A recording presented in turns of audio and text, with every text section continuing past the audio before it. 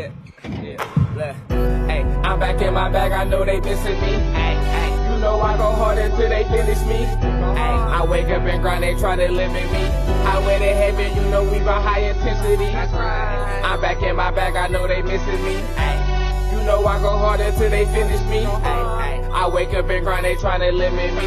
Highway to heaven, you know we run high intensity. Sundays with Justin, Mondays we hustling, Tuesdays still training, by Wednesday it's draining, shot wet like it's raining. It's not though, try to knock me off my pivot, I'm straight to the block though. I can't do no pump fake, still watch out for the block though. I'm not your average player, I'm all-star status. Give all y'all answers, not no ball hog bastard. Jump shot looks synthetic, but it's all natural. Body full of ice like I got back from. What's up, y'all? It's Coach Justin. We're here again at the Sit Down Podcast. We have a very, very special guest. We have Nia Ridgel. How's it going? It's going great. Hi. Thanks for doing this, first of all. Obviously, we've been talking for a few weeks about getting this done, so I want to appreciate you for inviting me down. So let's start off with tell us about when you were younger, where you were born and raised, and how you grew up and stuff like that. Yeah, so I am born and raised in Richmond, California. We moved around a lot, you know, just typical Black family, single parent household, lifestyle of a Richmond person. So I was just like painting a picture. It was at a time where it was in the height of the 80s when I was born, and it was like the war on drugs was really going on, and unfortunately my father got caught up in that. Really? And I always tell people he was the first entrepreneur I ever knew. It just wasn't legalized, but it was my first introduction into like what that looked like. And when I got older and I started to like understand like what entrepreneurialism was, and I was like, wow, like we really take for granted what entrepreneurialism is where I'm from, right? Because I just was taught always to be ashamed of it. So like when I used to go, you know, in Richmond, when you go to school, it's kind of like, you know what people with daddy do, so you know not to ask questions like that, you know. But when I got to college, people were like, oh, what do your parents do? What do you do? And I was just like, I definitely can't tell. Yeah, exactly. I went through that too, so I know exactly what you mean. So how was it growing up at that time while the war on drugs was going on and stuff like that? Unfortunately, very normal. Yeah, it was all you knew at that point. Yeah, that makes sense. It was so normalized. Like I said, like you always knew not to ask somebody what their parents did for a living. It was like you knew taboos like don't walk by yourself in certain neighborhoods. Never reveal like your last name, like certain things of that nature that were pretty normalized for people that grew up around where I'm from. And it was like a bubble. It was like an incubator. And I really didn't know that it was like that until I left. And I was just about to ask that. So did you not realize it until you got to college? Yeah, really? It was a culture shock for me because like where I'm from, you're a single parent. Teenage pregnancy was a normal thing. Really not coming from stability was like, you know, a lot of trauma bonding. And then when I got to college, it was like, wait, I by that time I became a statistic. I was a single mother by the time I went to college. And that was different to have a baby when you were in college and having to do all these rite of passage as far as like maturity, and I couldn't do it because I was a parent. So I had tried to do both, but it was hard, and I was super irresponsible with my daughter. Really? Yes. Why do you say that? Because I was trying to keep up. So give me an example. Like, you mean as far as like partying, keeping up? Okay. Partying, like I tried to ignore the fact that I was a single parent, and I was still at the developmental stage where I wanted to fit in. So like, if anybody watch her, I would like try to find people to watch her, just so I can be able to have that experience. But I look back at it now and I'm like, wow, like God was really covering me because I was super irresponsible. I think we can all say that in different situations when it's in hindsight. You know what I mean? There's a lot of things we got away with. Just to go back before we get into college, or do you have any siblings, or were you? Yeah, so I come from a family of 7, so there's 5 girls and 2 boys. Really? And under one roof? Yeah. How was that? Same father. It was a lot of fights? Yes. Every day. Where do you fall as far as? I'm number 5, so I'm like the middle last child. Really? Yeah. Were you spoiled? Yes and no. So I was picky. Yeah. So like my mom would do something for everybody inclusive, and I didn't want to be included. I want to be exclusive. I wanted to be like, no, I want this for me. But I think it's because by baby number 5, you kind of Like, my mom would forget which kid she was calling. Yeah, you know? Yeah, that makes sense. That makes sense. So I think that was my way of like having attention, you know, on me. Because by that time, my mom was really tired, and you know, she was doing it by herself, like permanently. At that time, my dad was probably, I think, on his last stint. He went to jail 3 times that I can remember, and they were all like 5 to 7 years. Oh wow. Long, yeah. How was the household when he would leave? Was it like? So that's why I tell people, like, when people ask me questions, I can't really answer them directly. Yeah. Like black and white. So it's like I grew up in a single parent, 2-parent home, right? Because when he would come home, my mom would then go back into her submissive side, which is, you know, when a person comes home from prison, they gotta get rehabilitated, and then they gotta get back acclimated, and of course, you know, the pressure then comes for him to go back out there in the streets, so she gotta prepare him for that. But now looking back at it, it was like, you know, you keep your status if you keep communication with people, but then you lose time. You know, you can't keep time back, so then he had to reinvent himself over and over and over. I saw the struggles of that, especially with the instability with my brothers, you know, and watching them grow up with that. But when my mom was a single parent, like, she was mean. Yeah. She was very probably mean. Stressed out. Did you or any of your siblings grow any resentment towards Pops when he would take these extended vacations? I mean, the resentment's still there. Really? There's so much unresolved trauma. With you or with your siblings? Well, for me, as part of my healing process, forgiveness is a part of the healing process, right? So you can't hold on to past regret and resentment for people. So I've done my healing work to forgive him, but it was something that I had held on to as like a point of reference to be justified in my anger towards just black men in general. Really? So you do think you reflected that onto other black men? For sure. That's interesting. For sure. That's really interesting. For sure. What about your siblings? Oh, for sure, yeah. Really? Like all of them. I think my dad probably has a relationship with like out of 7 kids, like 4 on and off. Really? Damn, that's deep. Yeah. It's crazy that you say you kind of took out of that norm so late, and I say late as far as college, because I learned it, I want to say, around high school, because I went to high school in Oakland, and then I moved to Pleasanton. So I was at an all-white high school, and then it's like I'm wearing rest in peace hoodies and stuff like that, and they looking at me like, why do you have your dead person on your shirt? You know what I mean? But that's normal where we come from. So it's respect. Yeah, exactly. So I'm starting to realize, and they're asking the same type of things. Well, what does your dad do? And you know what I mean? And it's like I can't really answer that. I would literally be like, please don't ask me what my parents do, because that was like what you did in college. You know, you asked, because, you know, I realized I did a lot of networking in college, and so people really go there with the initiative to like build life. What college did you go to? I went to Sac State. Sac State. Okay. But I went with the initiative to go to school. I didn't know the logistics of like, oh, you should go and you should join organizations and you should meet people for longevity. You know, I was just thinking, I came from such a survivable background that I was like, all right, I'm just trying to get a job. Get through it, yeah. You know, so yeah, but I didn't realize, now that I look back, I realized, oh, I probably should have networked. You know, I joined an organization. I probably should have networked and really foster those relationships, but I was just so busy just trying to get a good job and try to keep up that I really feel like I didn't really focus on a clear direction, but I didn't have that information. So now with my daughter, she's 16, she's getting ready to go into college next year. I'm all about like telling her, you have to talk to people, because kids are so introverted these days. Yeah, for sure. The phones, the electronics, yeah, for sure. I'm just like, sweetheart, you have to talk to people. Like, you don't ever know who you're gonna meet. So like, yeah, I'm happy that I ended up pledging, and I'm happy that I did, because it taught me so much etiquette. Really? Yes.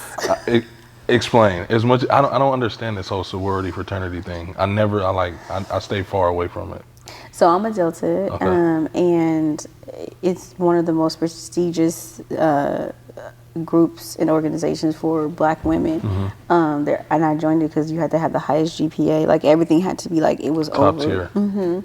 And so But in my ignorance, I only joined it, one, because I'm super competitive. And I'm like, you're not going to tell me that I can't, be something. And then, like, two, I just wanted to party. Like, I wanted to, like, get special treatment. I told you I was always the person that was like, I don't want to be included. I want to be exclusive. Like, so it gives you that exclusivity to where, like, you have women who have a lot of success.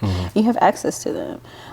So it's like certain things, like, you have to wear stockings. You have to. Really? You can't wear. Yeah, you can't wear like dresses. So like before we had like a program, they would look at our clothing to make sure it's appropriate. Yeah, and like if I used to cuss a lot, and they would just like very very edified women. Like there would be this one lady told me, she said, "You know what? You're such a beautiful woman. I wish your mouth would reflect that." And she looked at me and she just walked away. Really? But they do stuff like that. It's like they give you this game and like these subtle little. It's very subliminal. Yeah. Yeah. That's or they'll crazy. say stuff like, "Oh, your dress is so cute and short." How did you, coming from Richmond, how did you react to that initially? Offensive? No, because I was oblivious. Because from Richmond, we just say, what were we gonna say? Exactly. Exactly. So how long did it take you to catch on to what they were doing? Because the look. So you know how, I don't know, like for my mom, like if she look at you Yeah, a certain way, you know what time it is. Right. Yeah. So for me, it wasn't what they said, it's how they looked at me. And so I was like, oh, I think that was like. That's some shade. But then I was like, but if she felt that way, why didn't she just say it? Yeah. So once I got over that hump, I'm a fast learner because, just being survival mode, you got to learn fast. You got to pick it up. So I started just, picking up on the subliminal messaging that they sent. And it actually helped me in corporate America. Really? That makes sense, though. I could see how that works. So when you're in high school, like how are you as a high school student? Are you like good grades? No. Really? I was more so like, I was just trying to get out. Like, Just I get it was over too with. grown for high school. I was like, I don't even know how I graduated, to be honest with you. Really? And college wasn't like, it was for smart kids. So I was like, not one of those. Well, I didn't feel like I was smart at that time because no one like took the time to even see it. So I had dyslexia. Oh, wow. Didn't know that until college. Really? I got tested. That's interesting. Yeah, and so the whole time I've been in school, I've been like, I was like having a hard time like comprehending things and writing. But the school that I went to was such a pass-fail class. I mean, What school did you go to again? Hogan High School, and then I went to That's in Vallejo, right? too. Okay. It was such a pass-fail system that it was just like I just learned how to get through the system. It was like systemized for me. It wasn't around education until I got to college, and it was like, oh, you actually have to like learn stuff and like work for your grades. Like, this is crazy. So if you didn't really rock with school like that, what made you want to go to college? Was it like mom and dad putting the pressure on you? No, because their thing was just graduate high school and get out of our house. And I did that successfully. But I had worked at Kaiser. I've had like really great opportunities. That's good. So I graduated high school and I didn't really know what I wanted to do. College wasn't on my radar because like I was a single mother by that time, and I was just kind of like banking on life showing me what to do. Right. So I was living with my boyfriend's parents. He had went to college because I didn't feel comfortable with going with him, and we just had a baby together. So he left and went to school, and I was staying with his parents. And then my dad was dating this woman at the time, and she was just talking about how she was a medical assistant at Kaiser and how she could get me a job. And so then I was like, okay, cool. But then the stipulation was you had to get straight A's because they had to pick you for the internship. You had to be competitive for it. So I ended up doing that program and then getting on at Kaiser. And then this one black lady just took me under her wings because I used to talk a lot. And she was just telling me, she was like, you know what?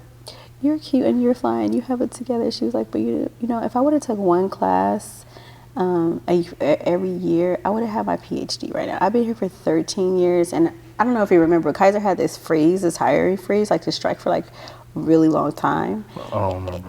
Yeah, they had this really this strike where they weren't hiring. They were like the union were really arguing with each other, and then when I got hired on, that's when that contract had ended, and so I ended up coming in under the new contract and making just as much as her.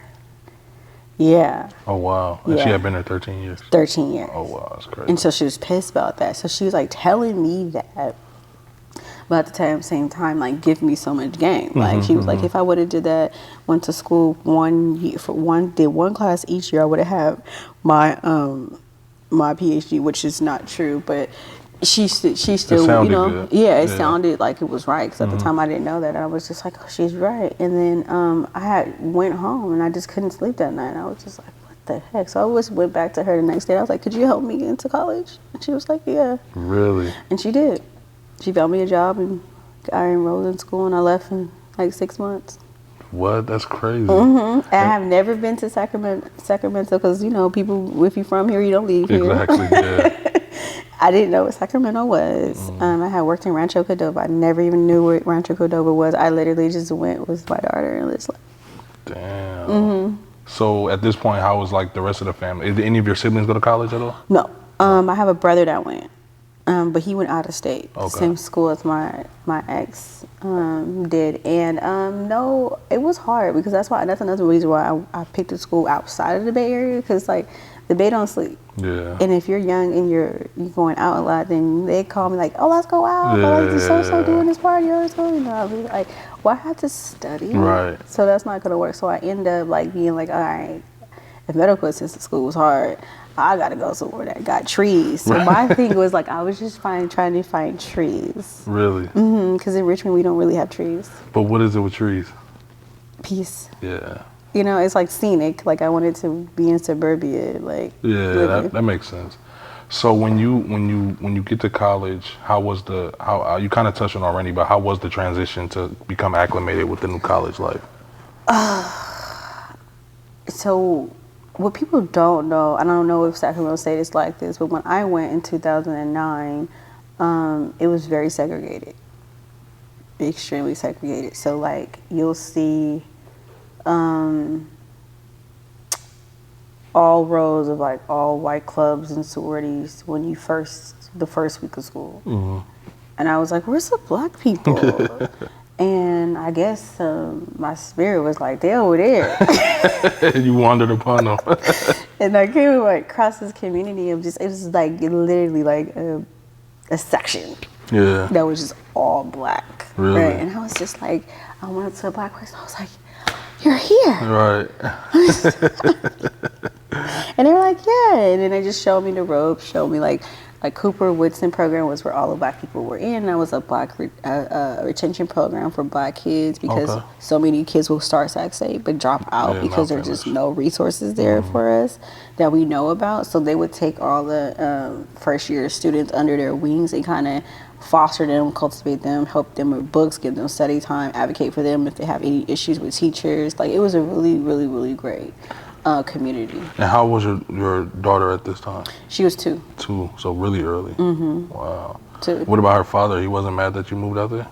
No, because at that time, like, we weren't together, and it was just more so like he was doing his own thing anyway. Definitely always been supportive, but like, you know, I had dreams too. It was just a matter of I didn't know what to do when I first had her because I didn't know I was gonna have a baby. Right. Yeah, I think we all been through that. It's like thanks for the kid. Again, it's like you learn on the fly. Yeah. So how were your grades at first in college? Are they like good? Oh no, they were all C's because I thought C's get degrees. Yes.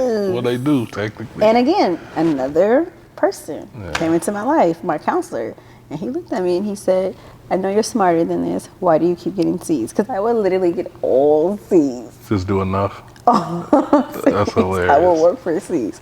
And I was just like, cause I'd be like, well, I get my degree and it'll be done, right? And he was just like, he's like, you see that? And he was pointing to his degree. I was like, yeah. He said, I went to USC on a scholarship. He said, people spend upwards to $20,000 a year just to go to that school, and I went for free. He's like, you know how I did that? And I was like, you got scholarships? And he was like, yes. I was like, right, because you're probably smart. And he was like, I'm pretty sure you're smart too, but nobody ever challenged me to be smart before. That's interesting. So I never was like into it, but I told you I'm a competitive person. You got something what to do. Yeah. So he just told me, he's like, you should really want better for yourself. Let's take a break real quick, and then let's come back to the story. Because you kind of referenced this a few times in this conversation, how important do you think it is to have just different resources in the inner city? Like, imagine how much different your life could have been if you would have had people like this showing you these types. You see what I'm saying? I think they do have resources, but I'm one of those kids that fall through the cracks. You think they do have resources? I think they do have resources for kids that seek and search for them, but for kids like me who are just kind of like going to school every day and just to get it through and just to get by, I don't think there's resources for kids like us that just kind of maybe could do more, but no one's like asking them, because every single person that has impacted my life has sought me, like, and has seen something in me by just having a conversation. Me too, actually. Yeah. Me too. Every single person. Now that I person. think about that, that's crazy. They have seen something in me, they have spoke life into me, and then they follow through in action. And I think that growing up, coming from a family of 5, I didn't have that, so I didn't know to look for it. And I think that at school, I kind of took the same mentality where I kind of learned how to hide myself, so I got through the cracks, and nobody saw me. And you wanted to be introverted anyway, right? Yeah, so nobody really saw me, so I was able to navigate systems, and I still do that to this day. It could be a good and a bad thing. Damn, that's interesting. You keep making me think about myself. This is why I love doing this, though, because me being kind of a big African-American guy, it's like when I'm working for my job, it's like I try to not stand out. You know what I mean? I don't talk loud. I try not to. I'm already standing out. I already have all this attention on me. So I try to do what I can to not. Like I was the type of person in college, if I was late to class, I wouldn't go. Oh, really? Yeah, just because when I walked in, I felt like everybody would be staring at me. You know what I mean? So if I'm late, I'm not. Even now, that's why I try to be on time everywhere I go, because it's just a habit. I hate being late. Right. I'm just kind of trained. The attention. But when it comes, okay, let's take school outside of the resources. Like even having people in our everyday life, whether it's an aunt, an uncle, a neighbor, or whatever. Like I just feel like when we grow up in certain areas, we're getting, I don't want to say robbed of, but we just don't have the opportunities to know more world outside of Richmond or Oakland. You know what I mean? It's like you get caught up in just this little bubble that we're used to, the schedule and ritual that we used to just going on throughout the process. Because it's a big cities, right? Yeah. And like when I was growing up, you didn't go to Oakland, because it was too dangerous. I don't go to Richmond to this day. Yeah. I lived in Richmond for when I moved back from LA, I lived there for a little while, but I was like right on Hilltop, so it wasn't too bad. But it's by design though, because it's a safety factor, and that's why even with me being a parent, I sometimes I have those ways around like protecting my children, but I have to keep reminding myself like from what. Yeah, that's true. You don't have to be afraid anymore, and that's something I'm like from my trauma response from growing up in such normalized fear. You see, this place is very peaceful, and still sometimes I'd be like, lock the door, do all this stuff, that's just like protective over my kids, but sometimes it can be like overkill. And how do you control that? Because I'm bad with that too. I have like parental paranoia is what I call it. Yeah, so I try not to push too much of my trauma on my daughter, because my mom did that to me. She was assaulted and molested as a child, and it was almost like I was too as a child, because she put that fear in us. Like she let us spend the night over people's houses. We couldn't have a boyfriend. Everything was, she said, oh, you're being a hoe. You want to wear nice, girl clothes, or you want to be friends with a guy. Oh, that's your boyfriend. You like him. And it was just like, well, I really didn't get into boys until like 10th grade. Before then, I was oblivious to the fact that they even could like me like that, because I was a tomboy growing up. And to this day, like I struggle with my feminine essence because it's been so demonized. Really? That's interesting. Yeah. I actually go to Tantra for it because it's a trauma response. Really? I'm more in my mind than I am in my body. Can you explain what Tantra is? So Tantra is more of it's a mind-body connection. It's self-expression through your body. It's not self-expression through your mind. It helps you get into contact with your feminine divine essence, which is your natural core essence of who you are. But because of like patriarchy, you know, not feeling safe because you're in survival mode, you know, even being a black person. Oh, a black woman at that. Right, a black woman. Like we leave our bodies and we go back, we get more of it in our mind, and a lot of that is from survival mode. Damn, I could talk to you all day. This is hella interesting to me. So, do you have any resentment towards mom, or did you have any resentment towards mom? Tons of it. Really? And I look just like her. Really? That's funny. Yeah, so self-sabotaging, self-hatred was a really big deal for me because we looked dead on each other.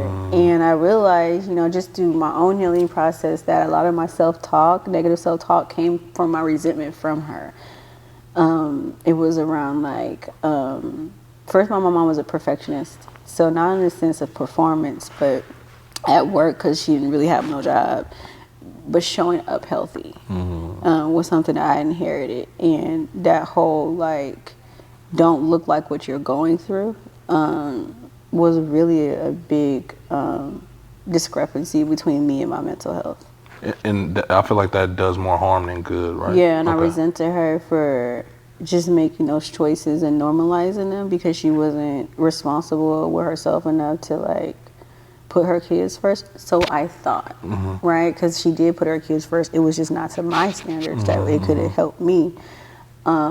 So I had a lot of resentment because of that thought process, and I would be really hard on myself because I was trying to do everything outside of what I thought she did or should have done. So I think a lot of women struggle with that when they don't get mental health support, is because there's a story you've made up in your mind, and if you're trying to do something different, then even like the mere image, a little bit of me acting like her, I was like, don't can trigger you, that. Yeah. That's interesting. So, do you still fight with that to this day? Yeah, I still fight with it to this day, but I'm very kind to myself about it now. At first, I just let it go, and it would just be an actual real thought that had an action behind it, but now it's just a thought that I'm like, yeah, you know, that doesn't serve us anymore. Like, you could think that way, but it doesn't serve us. So I'm starting to, like, learn more around, like, quieting my mind and resting my body more, but, like, it's a shift. Yeah, it's tough. It's a process, a never-ending one. Yeah. So when you're in college and, you know, with the child, is there anybody around you with the kid at all? No. No, you're the only one. And even in my, like I told you, in my sorority, they weren't even going to let me pledge because I had a child. Are you serious? I'm the first person in my sorority to have a child. I think there was one other girl who had one, just this year, as far as like pledging in the pledging process. But before me, there was no one. Wow, that's crazy. There's a lot of classism in the black community that we don't talk about either. Oh, for sure. So that was one of those classism things. I feel like nowadays it's like, you know, I have 2 kids and I'm not with either of the mothers, and it's like I used to put a lot of pressure on myself about that. Like, damn, I don't want another baby mama. I don't want another baby mama. You know what I mean? But I wanted a daughter hella bad. So it's like I feel like a lot of the things that we used to frown upon are becoming more normal, and we put so much pressure and stress on ourselves to not do what we did. What the typical norm is, but it's like, fuck it, we all make mistakes. You know what I mean? Nobody has the answers to life. And they're really not mistakes. Exactly. Because if we had choices to choose differently, we would have definitely did that. But I feel like a mistake is when you know both sides of the coin and you choose, you know, to go a different way, or a circumstance and a situation puts you in a situation to where you couldn't make the right choice. I feel like how things continue to be systemized is that the choices aren't there for us because the wisdom and the education isn't there. Like, I feel like even to this day, like I have to be more mature when it comes to dealing with my parents because they just don't have the developmental skills with just their tolerance to like have conversations. How much of that helped with the resentment towards your parents? Understanding that, because I feel the same way even with my parents. It's like there's so many things that I would get frustrated with growing up. And see, I was the type of person to where I silenced myself for so long growing up because I felt like when I spoke, nobody understood me. Right. So I would kind of blend in. You know, my chameleon side would come out to where it's like, okay, you can sit me in the middle of the hood with some thug dudes, or you can put me in a room with a bunch of white people, and I can fit in. I can adapt either way. But how much of that helped with like, okay, I just know my parents they weren't taught, so how could they teach me? So I just learned that space of navigation, only because I really can't have a nuclear family lifestyle with my parents because of their incapacity to really have stable relationships. But I also realize it's generational. Like, we come from families of, even though the parents may be in a home, it's parentless homes. Yep. So no one knows how to be a parent. Yep. And I think that was the biggest breakthrough for me, that is generational, because my mom died at 13. Wow. She never knew her father. My mom left him at 10. He grew up with his dad. His dad was a single father alcoholic. So like this, like passed down. This, they didn't have parents. They thought that when they got together that they can just do opposite, but they didn't know about mental health. They didn't know about stability. They didn't know about paying bills. Who was going to teach them all this stuff? Right. Right. So yeah, it's just, and of course that gap is going to be there with me. And I'm still like, to this day, like having to like be kind to myself about that, because it's like, okay, if you don't know better, how can you choose to do better? Yeah, you have to trust your process first of all, but there are strongholds. Like, because you get into survival mode because you didn't have those developmental skills, and you start to learn habits that just really don't serve you when you're not trying to be in that lifestyle or that mindset anymore. And I'm in that phase of my life where I'm like having to fight the old me and my old ways so that I can be more stable and grounded in longevity, especially when it comes to doing different things differently with my kids. How much of you having your daughter at a young age, like did you becoming a parent kind of open your eyes more to how your parents were? No. Or was it when you went through like your mental health I think journey? What ended up happening, so by the grace of God, Ivani's here as my daughter. I grew up with her, so I think that I didn't start getting things together until she was 10, and I worked at a group home. And these kids were doing everything. I mean, of course they were parentified, but you should never do that. But like, my daughter didn't do any of that because I was over parenting her because of the under parenting that I got. And so I started to just go on this journey of like self-discovery around like, what the hell is missing? Like, what did I miss out on? And so just through my desire to just make sure my kids get the best of me. Like, I never seen my mom healthy. I've never seen her healthy as far as physical health, mental health, everything. Mental health, like, I mean, physically, she don't see a doctor. I mean, but a lot of white people don't trust doctors. She come from the heart of Mississippi, where you don't trust doctors. You don't, they still do a lot of holistic stuff out that way. So she has her ways in that, But I've never just seen her in a state of stability with nothing wrong. And at what point do you feel like, I feel like I'm asking you the same question over and over, but at what point, like when does this like snap in, like when do you realize this? And like, are you into your mental health journey already, or is it before that? That was what I realized, like I had to be better as a parent. And I think that at that time I was in my bachelor's and I was going to school for mental health already, but it wasn't until my master's degree that I realized that my mom was borderline personality disorder. Really? My whole life, to the T. Really? And she's still not diagnosed, but man, but you can see it clear as day. So I know how to treat her now. But yeah, and that's why I tried to tell my siblings, we were raised by a parent that was undiagnosed, and she normalized so many of her symptoms to us. Do you think you guys picked up on any of those symptoms and made them habits? I'm moody all the time. You or mom? Both. Yeah, all my siblings are very moody. Really? Yeah, temperamental. I mean, but a person who has borderline personality disorder is very moody. They emotionally react to everything, but they also cause a lot of chaos. So you're like talking to my soul right now. You got me. My mind is going so many places. Like, this is interesting. So what did you study initially when you went to school? Yeah, so initially I studied social work, And then this was at the time, and this was 2002 is when I first got my degree. And this is at a time where they were trying to find black clinicians because they knew that this was coming, like this day was coming where, because at that time they had 2% black clinicians and therapists. And so it was this program, and they were offering free tuition for a master's if you participated and got into it. So of course I got into it. Right. Again, this opportunity. Right.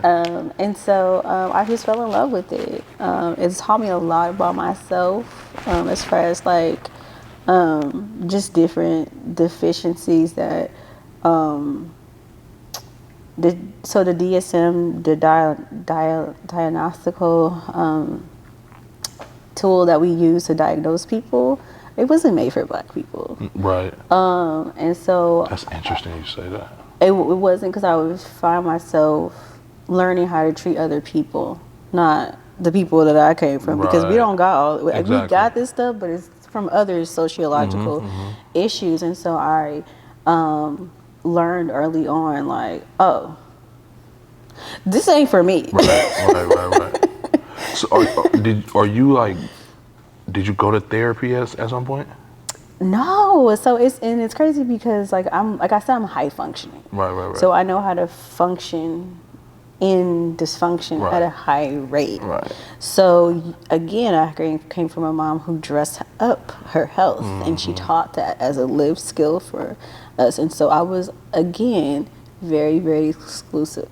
So how was it when you would go through the day, get through it, and then get home? Like how were those nights at home like? Oh, they just depended upon the day. That's how my attitude was. Some That's days how my good, moods some were. days bad. Yeah, and my daughter, like, she has anxiety because of that. Really?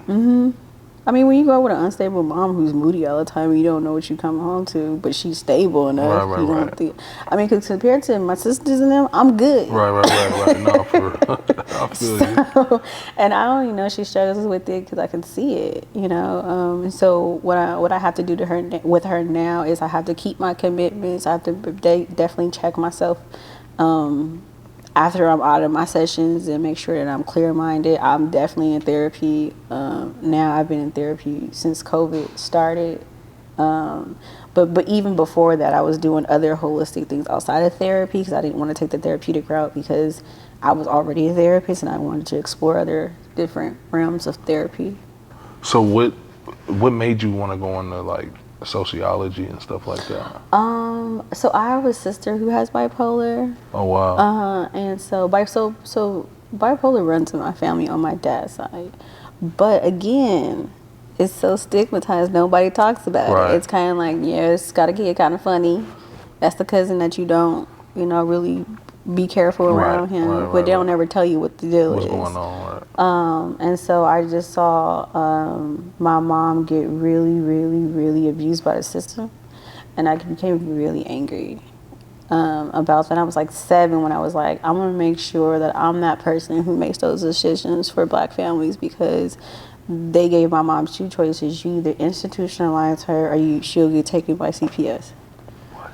And this is an older sibling of yours? Yeah, she's older now. So mom even had to go through that and then raise you. So she's even more tired because she's dealing with, super traumatic.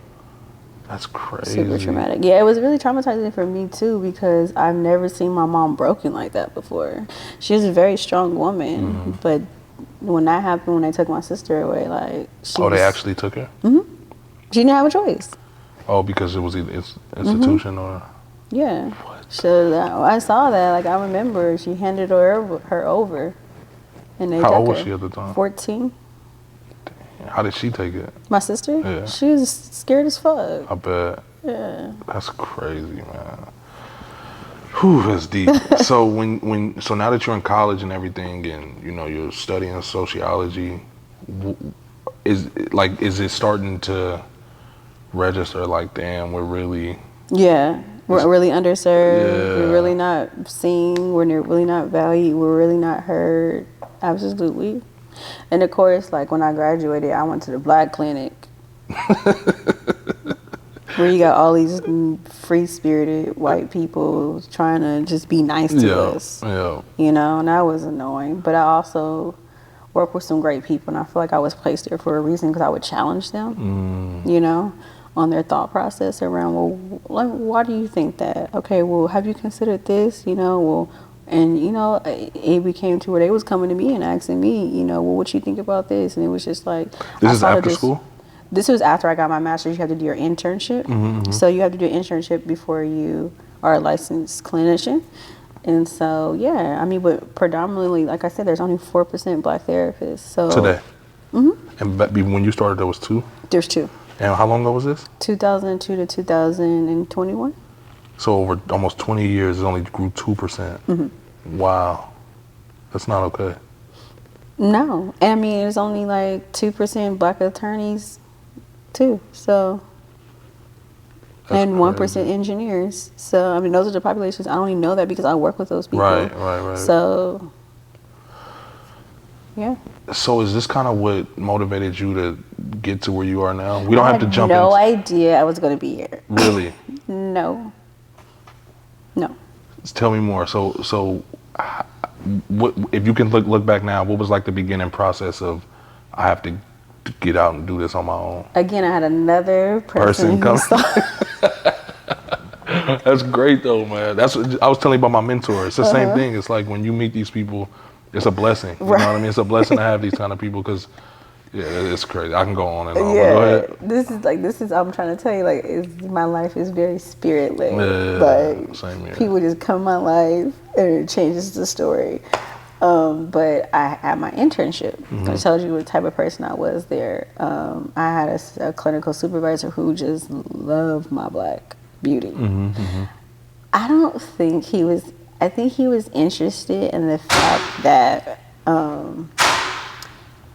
that I talked to him because he was like Aspergery on the spectrum, but high functioning enough to like have some form of authority. And everybody just kept telling me like he was weird. And but you guys had a good connection. Yeah, because I would talk to him. Because where I'm from, people don't talk anyway. So that's not something that makes me like, it's not something that is like, oh, he doesn't talk to anybody. I want to know why he don't talk then. Because that's what you're really supposed to find out. Why does this guy not talk to anybody? So I would just go in there and like, you know, I don't know if you like ever met a person with Asperger's, but they're really socially awkward. Yeah, I'm sure I have. Okay. So they're really super socially awkward, and I would just see past that and just be his friend and just talk to him. And so what I didn't know is outside of the clinic, he had his own private practice. He's actually now the Sacramento Kings therapist. Oh, wow. Yep. And he just took me under his wings and he just taught me. He said, when you get out of school, this is what you need to do. This is how you need to do it. This is what I got. And he just shared his information with me. So I knew before I had graduated what my journey was going to be, as far as I knew I wanted to have my own private practice, because he told me that was the way to freedom. Freedom as far as like not having to be under someone with your clinical degree. Like you can create and expand more if you're not working under an entity. That makes sense. Yeah. So how long after you finish school do you open up your own? How long does that take you? Yeah, so after you graduate, you have to go 3 years to get your hours. And then, so I was working for people for 3 years. And then after those 3 years of getting my hours, I worked at Kaiser for a year. Being a therapist? Really? But I was out after that. Yeah. Flew out. My first experience with therapy was through Kaiser, and I hated it. Yeah. It was like the worst thing I've ever went through. And it almost turned me completely away from therapy. I'm sorry. And you know what? That's another reason why I left too, because it's not therapy. It's not. And they tell you that it's not therapy. It's behavior management. Well, they didn't tell me that. Well, they slide it in there, and everything's about the wording. But if you're not a person who's well versed in the wording, then that's how they get away with it. And they try to do everything in group, so they'll try to send you with your group first, or you have to lie about your criteria. And so I was just one of those people, like, you know, I had in my life that's like, okay, just so you're saying this, but you really mean that, right? And they're like, yes. And I'm like, okay, you qualify for services, you know? So I'm like, I was like one of those people, but I definitely do understand the bureaucracy about it, because it's not people-centered, it's business-focused. And I don't think that with my ethical integrity about like how I see this system do my family, I can be on the side of that. That's interesting, because even something you said earlier as far as like black people not trusting, you know, doctors and everything, or like some of the tests that they run don't fit us. I'm working with another nonprofit who's going through like, they do like screenings and stuff for like colon cancer and all those type of things, and the CEO that's his main thing is like, we want to get into the African American community because our Eastern European screening tests don't really fit the mode of African Americans. So that's a whole nother situation, but it's interesting how all that stuff ties back in. It's like, being a black person, how do you get good health care? You know what I mean? Like, I think so. I think that two things. The system was never built for us, it was built by us. Right. Okay, Right. so they don't care about black people living in longevity, right? Another thing is we're very, very, very, very, very spiritually in tune. And people who are spiritually in tune with their bodies can be natural healing properties. It's just about the food we put into our bodies. The food and then like in the environment that we're exposed to. Tell me more about this food thing. I feel like if we focus more on a healthy diet and lifestyle, then we really wouldn't be susceptible to a lot of the diseases that black people die from, because they're preventable diseases. Okay, I see what you you're know saying. What I'm saying? Yeah, like, it's not like we have like a lot of genetic deficiencies like a lot of people who don't have melanin have. It's really more rooted around stress that kills us. High blood pressure, those type of things. Not eating correctly, you know, not knowing how to emotionally articulate ourselves to really express those things, because you got to think of it like when you're able to express, you can get things out of you. You know, when you're not able to express and you hold things in, you hold it in your body forms around whatever energy you're holding into your body, and expression is energy. Emotions are energy in motion. That's why they call it emotions. So Oh wow. yeah, you know, so it's just like, that's why I'm like so trying to get out of my head so much, because that's a safe space. Because if I could think my way through anything, but feel my way, we're gonna die. Whoa, this is interesting. See, you keep getting me on these tangents, and I keep trying to stick to your story, but it's so interesting. So, because I feel like that all the time. It's like I can psych myself out any day. Yeah. Any day, like, all right, you just got to get this shit done. Any day I can do that, but it still doesn't feel good. Yeah. And then there's times where I wake up and it's just like, I don't even want to look at my computer today. And that's why I had to leave my job, because trying to do this stuff, and it's like I would go to work, being stressed out at work, dealing with them, and then coming home, and it's like, you know what, I don't even want to look at my laptop. I'm just about to lay down and go to sleep. Right. And now it's like I go to sleep super early. I wake up hella early because my body is so used to that. Right. But how do you turn, like, being a therapist and, you know, talking to, you know, your friends and family, how do you turn the therapy switch off, or do you not? Well, I'm trying to do that more now, because, you know, you just see everything wrong. Everything. It drives me crazy. And I'm not a therapist, obviously, but it's like I feel like since I went to therapy, it's like the world slowed down for me. I feel like I got all of this clutter off of my mind, and it's like you say, I can see everything, and it drives me insane, because it's like I don't want to all the time. You know what I mean? I hate, even when it comes to dating, right? It's like you meet somebody, and it's just like, I was just talking to my friend about this the other day, like I don't see myself dating again until, like, it would probably have to be a therapist or somebody that has been to therapy, because if you're not in tune with yourself to the point to where we can connect on that, if we're disagreeing, it doesn't have to be an argument. Right. Just tell me. I'm not saying I'm always right, and I'm not saying you're always wrong, but let's compromise. You know what I mean? Tell me how you feel, why you feel that way, but you have to make it make sense to me. You have to have logic behind it. You can't just tell me, oh, I'm mad. Well, why and why? So it's like, it's tough for me. So how do you deal with that? So it's funny you say that, because like I am starting to actually be more self-expressive when it comes to my emotions. I think that where I grew up, vulnerability was something I was seen as a weakness, and you can get taken advantage of it. Right. So I think how me and my boyfriend communicate is safety first. It's like a real big thing for us. So like, if I feel like my tone is, you know, saying away, and like we don't try to take from each other, but I think that it had to take a lot of like trial and error.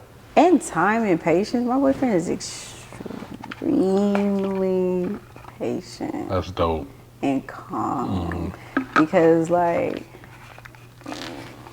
I have sides, you know, like, and even in me going to therapy and working through my stuff, I still have stuff that, you know, when we first got together, he met a lot of sides and he knew what lines not to cross, because then some other person gonna pop out and he don't want to have no problems with her. So he's been learning, you know, it's kind of like deal breakers for me, as far as like, I think one of the things that I would like more people in our community start doing is talking about how many parents were drug dealers or their parents were on drugs.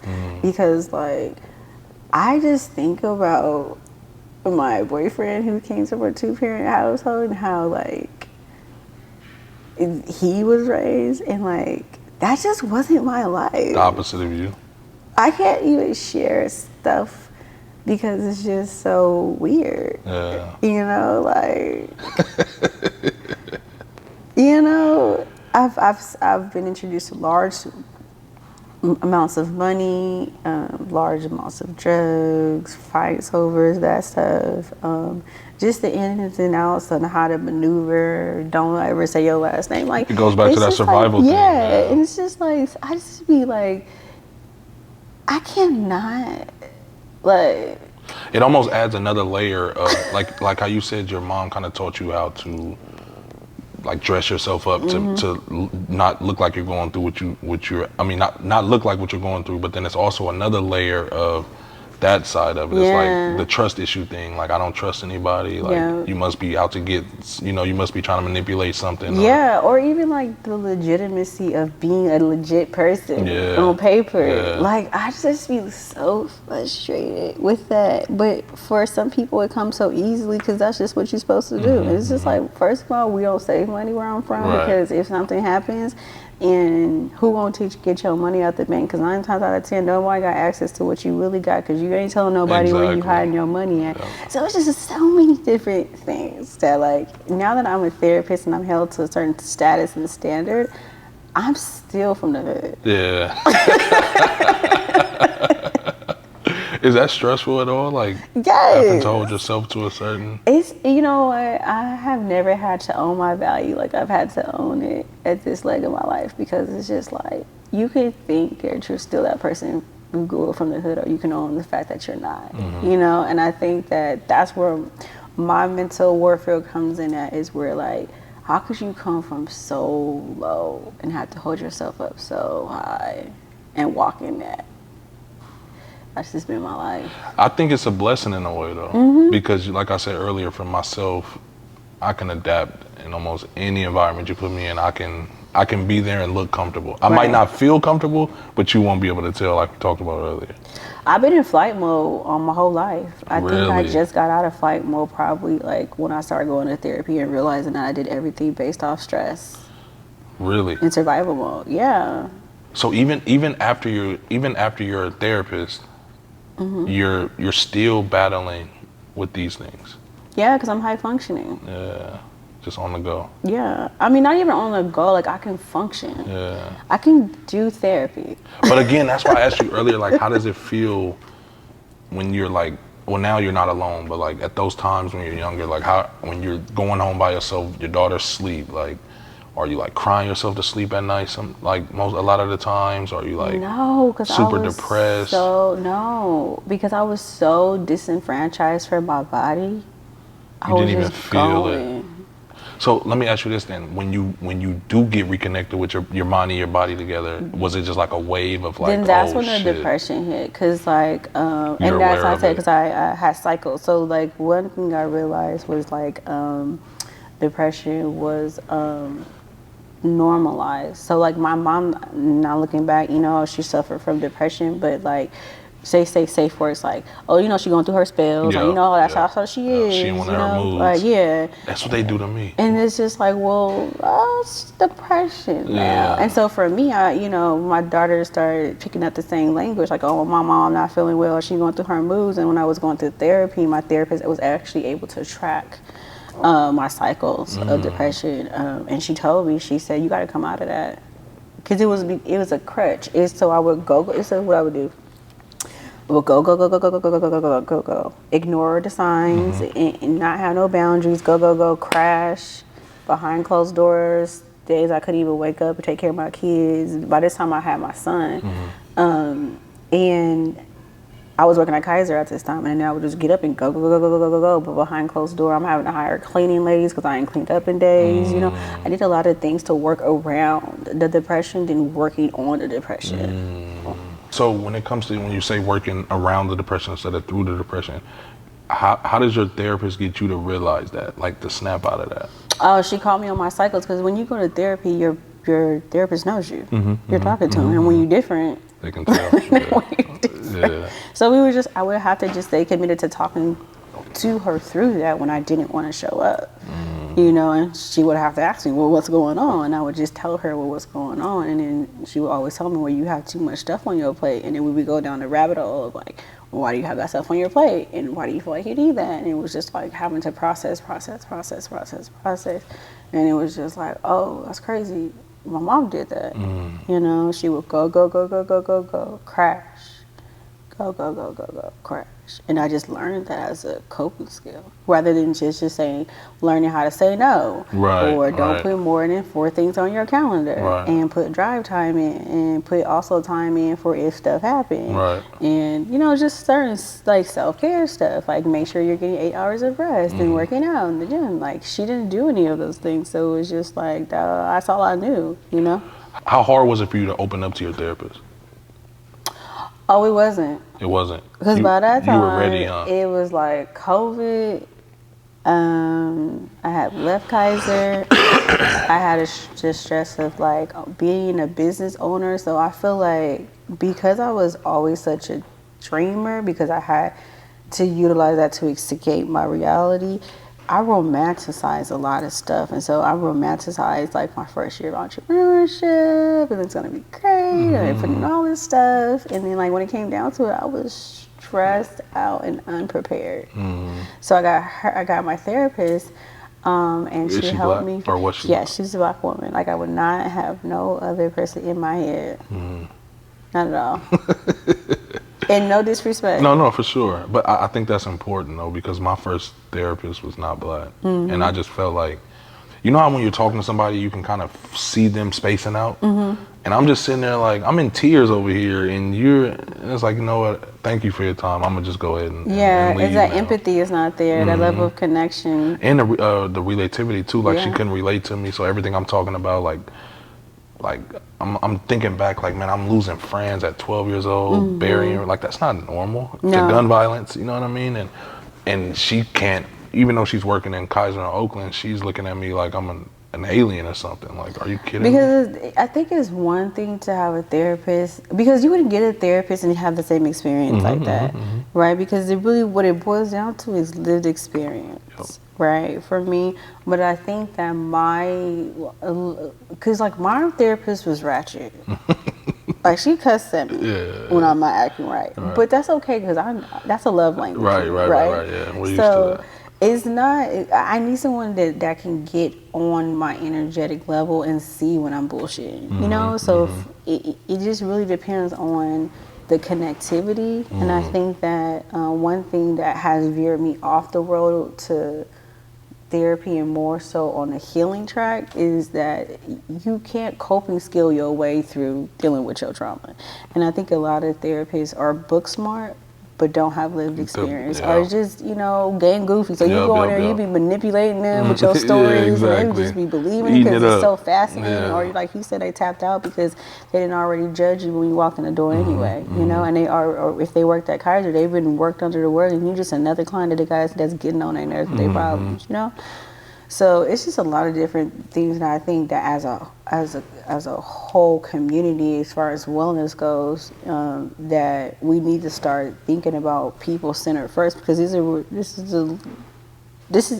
the stop before you either choose death or jail. Yeah, for sure. That's real though. That's real. Like, why would we systemize that part of it? Like, I think that, you should take your hands off of some areas. Like, did you get your therapist on the first go round? Actually, Or did you I go did an through it? event with her, and I liked her style. And like I said, I'm a spirit-led person. Something said, call Latanya. And I was like, okay, whatever. And then it happened again.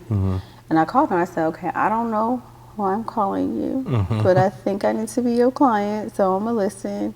And she was very, very spiritually in tune. So I knew that I was supposed to. She probably knew work you would with her. eventually call her too. No, she didn't, because I'm great at performing. Yeah, that's right. That's right. You got this shield up. I think that she was. I think you know what's one thing about me is like I always give. So I think that we gave to each other because I'm a business-minded person. Because you know my dad was into business, right? So I see stuff business-wise. And I think that some therapists, we play it small because we're like a small business mindset. But when I was telling her what I was doing with my brand and stuff, she's now doing it work. So, you know, it's like reciprocity, right? She probably was praying for a person like me, and I was praying for a person like her. That's dope. Because everything for me was about, look, I got to get this money. So how am I just deal with myself and get this money? And I was just money. So she helped me get out of that because it was a fear a fear factor of like, well, when you get to all this that you're searching for, like, what's after What's that? next, yeah. But I was so consumed with just getting there. Yeah. I wasn't even like, what are you talking about? Like, well, are you going to be healthy? Are you going to have some more kids? Right. Like, what's your life like? Like your life, not your life you building, you created, but what your life is right now. And I think that's what I miss with my daughter, is I was so busy trying to get to the finish line in the midst of that she was growing up. So how do you kind of, it's probably hard to answer this, but how do you kind of go back and make up for those times without overparenting?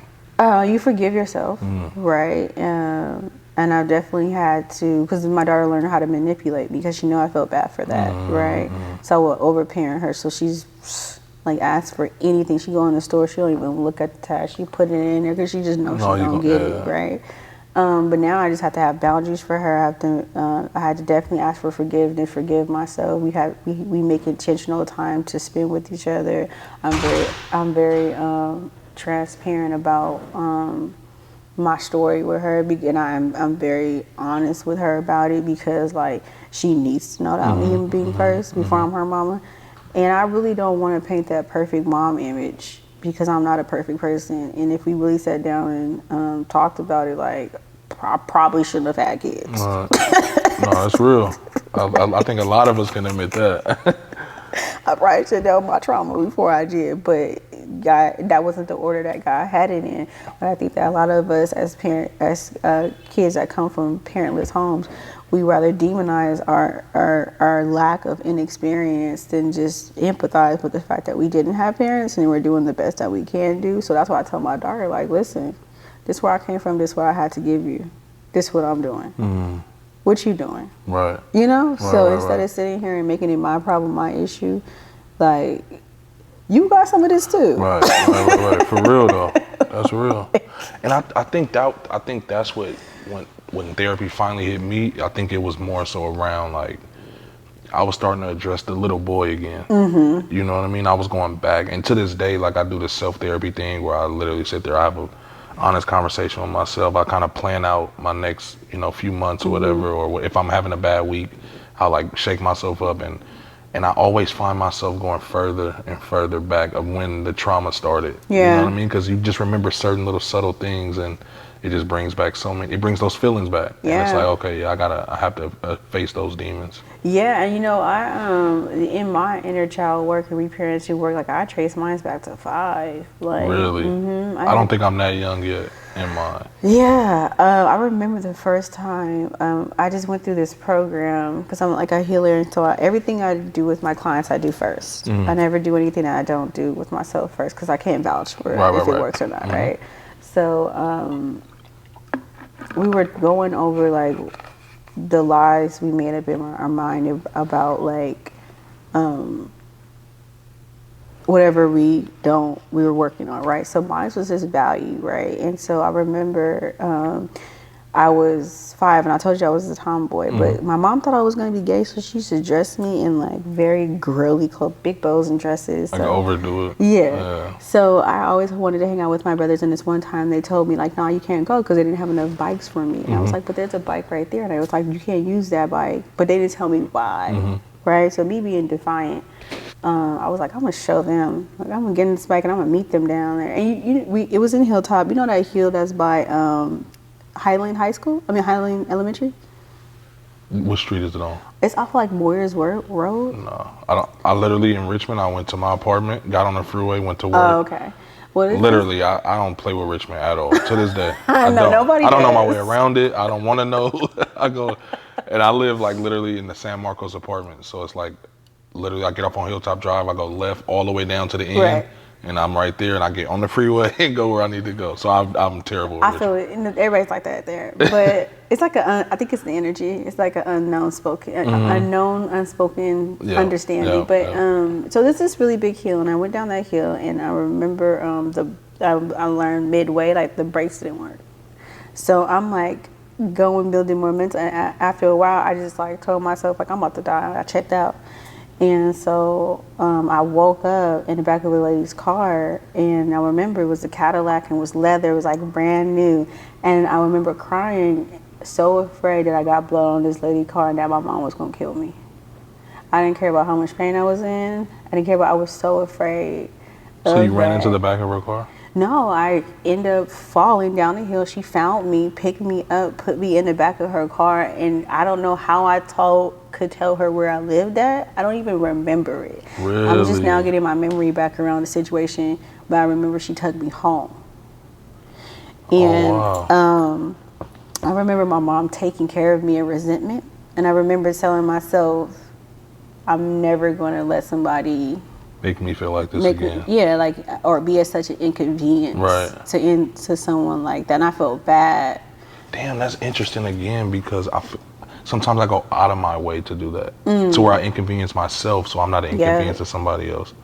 Literally, like, and that's a fault of mine that I need to check. Like you said, it goes back to telling people no. Yeah. You know what I mean? Like, and for me, it's just asking for help and not suffering in silence, which is where a lot of my trauma comes from, is because I just grew up in such a large family that has so many issues so much outside going of on. just me being a kid and me, self-exploring, that I just like made up in my mind that it was easier to be an adult than it was to be a kid. Really? Yeah. So I just think I've been operating from that space. Does that scare you into not having a big family? Yeah, not having a big family. Really? Is it because of that though, or just because of? I just think it's too expensive, and the type of lifestyle I like to live doesn't really afford me to have a lot of kids, and plus I don't want the responsibility. Because I mean, for real, like I chose to be an adult at 7. You know, I knew I was going to be a therapist at 7. Really? Yeah, I told you, like when that happened to my sister, I told him that I was. Gonna Oh, be that's the right. person. That's right. Yeah, that's so right. I haven't been a child for a long time, and I'm just now like figuring out what does a child do, which is why I couldn't parent my daughter, because I have no idea. Like my kids teach me what it is to be a child. Really? That's interesting. So how do you deal with the client if they have kids and they're coming to you about like their issues with their kids? Well, I try to like do shadow work, which is like ask yourself why you're so upset and not make it about the kid, because the kids are reacting to something that is being triggered by the parent, and the parent is then reacting to the kid because that kid is triggering something. So it's just like a reciprocity. But what changed the equilibrium in that is like who's going to see outside of that and who's going to make that change. You can't have the kid do it, right? Because like why would that be their responsibility? It has to be the adult, to change their behavior. And that's what therapy has taught me through being a codependent parent on her child.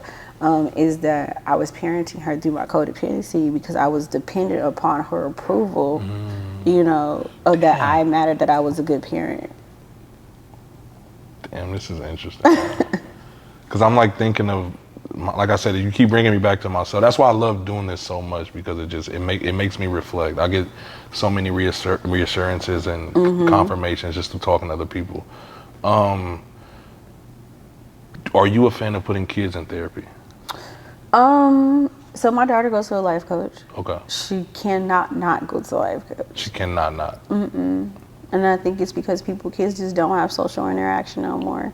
So if it's just to tell your kids to go just for them to have social skills.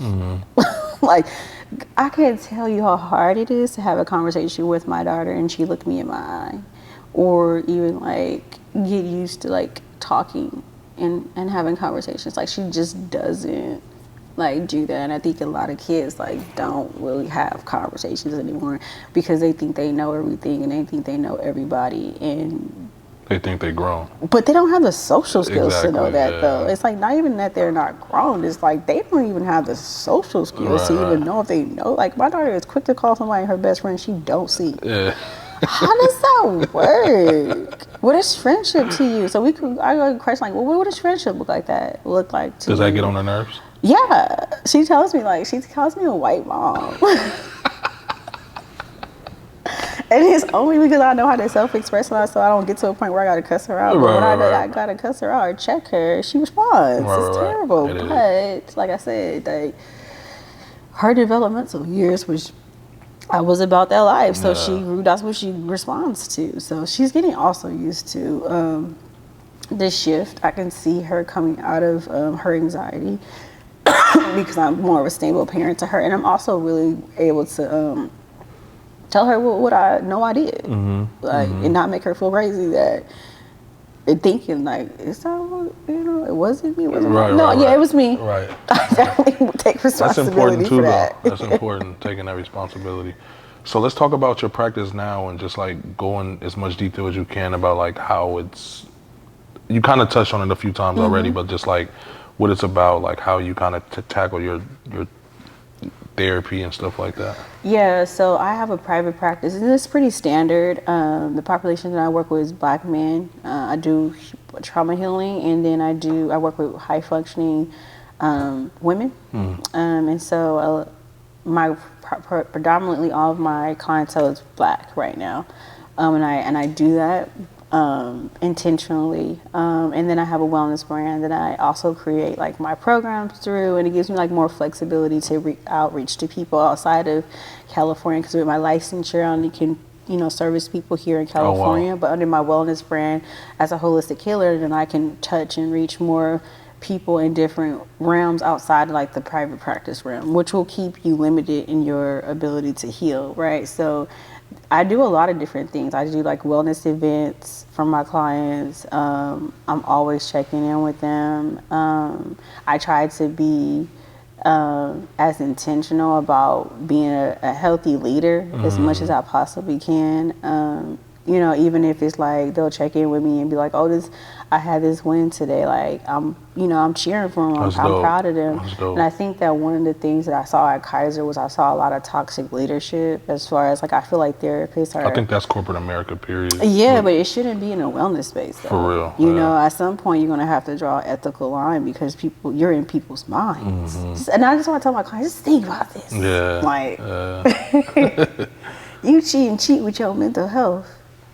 And that's your brain. Yeah. If your mind is gone, you're gone. You're gone. And if you're a practitioner, and that's why we have so much, responsibility. If you're a practitioner and your mind is gone, that's not good. That's where you have like code of conduct, where they have like ethical stuff where it's like, don't sleep with your clients. Well, don't you think a person should really know? Like but you just think just because you have etiquette and you have common sense that you would know that that's not something that should be questioned. But because people are people, it happens. It happens, and because they're not saying what they say, it's a book. They're giving you coping skills. When I give my advice, it's because I live it, I eat it, I breathe it, I'm passionate about it, I'm serious. I can't live outside of that, because I'm a really integrity person of high integrity. But people who just have this as a career and just want this because they want to check off some success box, like that's real in the therapeutic world. Yeah, I can imagine. How tough is it for you, like, when you became a therapist? Like, did you have friends and family calling you, like, trying to talk about their problems? Really? I'm still trying to get my family to get on board. Really?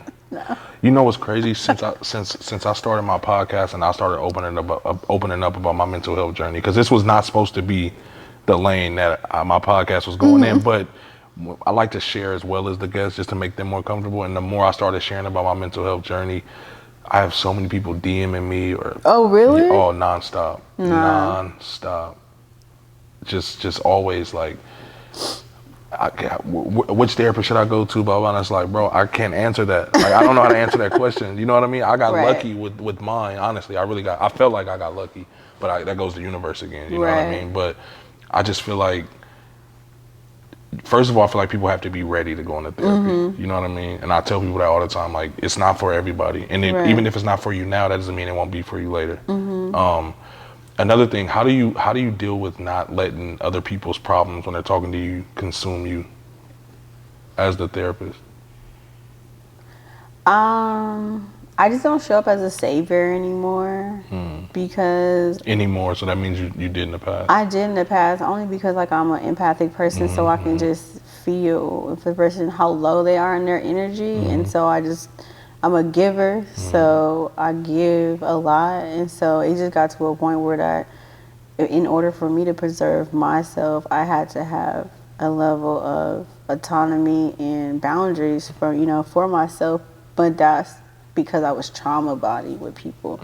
I was bonding with them through trauma, and I had to stop doing that because I'm on the other side of my trauma. And yeah, we could talk about it, but then I have to add the caveat, okay, and then what are you gonna do next? And this is what I did, because then I let your brain know like we're not there yet, because it doesn't know when you're in that bonding mode with them.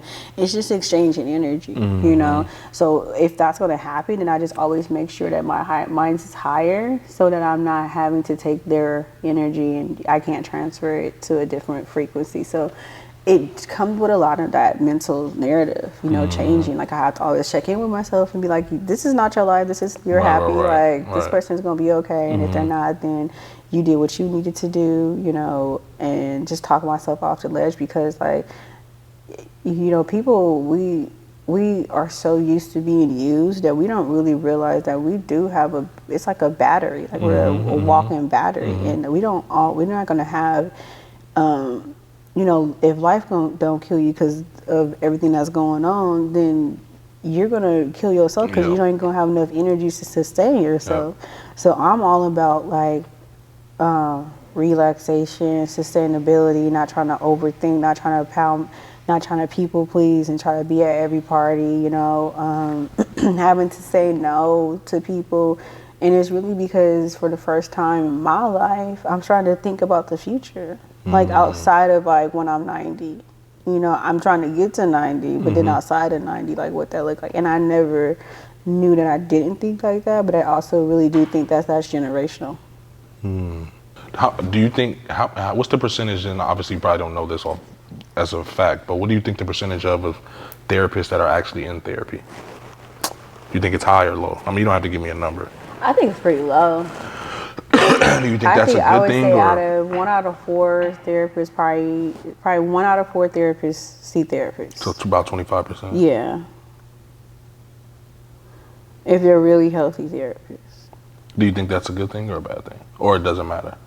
No, I think it's a people thing. Because like I feel like people are people. They just have titles.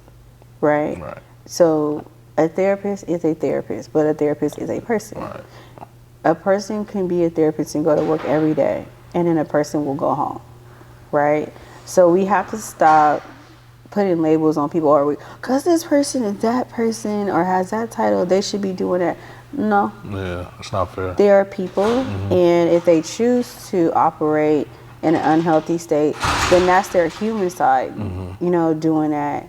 And it will affect the way that they practice, but that's a moral decision that a person, has to make. And I think that because we come from such toxic leadership, we think that our wellness is an option when it should be a priority. You keep hitting me with these deep one-liners, man, making me reflect on my own life.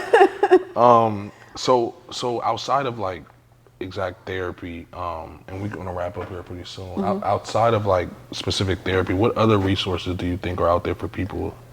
Because I mean, therapy is expensive for some people. Heck yeah. I mean, well, my wellness brand has a $50 membership where we do wellness videos every week and we have private events. So what people have to understand is you go to therapy to talk about and open up about your trauma. But if you get around healthy people that you feel you can trust, you know, that have space for you, right, to self-disclose, then you don't really necessarily need therapy, because all therapists do is reveal you to yourself. In addition to providing you with the coping skills necessary for you to separate from your ego so you can be taught lessons, because so many Black people are on the defense about there being something wrong with them, because we don't want to be deficient. We have the whole world telling us that we, you know, got something going on. The last person we needed, somebody we care about, telling us the same thing. Right. Which is just we're fatigued from that, right? But it's a difference between, I call wellness conversations, where you literally, you don't leave without value. And we don't have enough conversations that have wellness value to them. So I don't think that people necessarily need therapy in the Black community as much as we need safe spaces to talk, right? And so how do you create that space? In your home first, right? And then it's more so like, okay, well, how do I be a safe person? Google it. Just that. You can just Google it, you know? And then, because it's all about, you know, if we're talking about energy, what's your energy?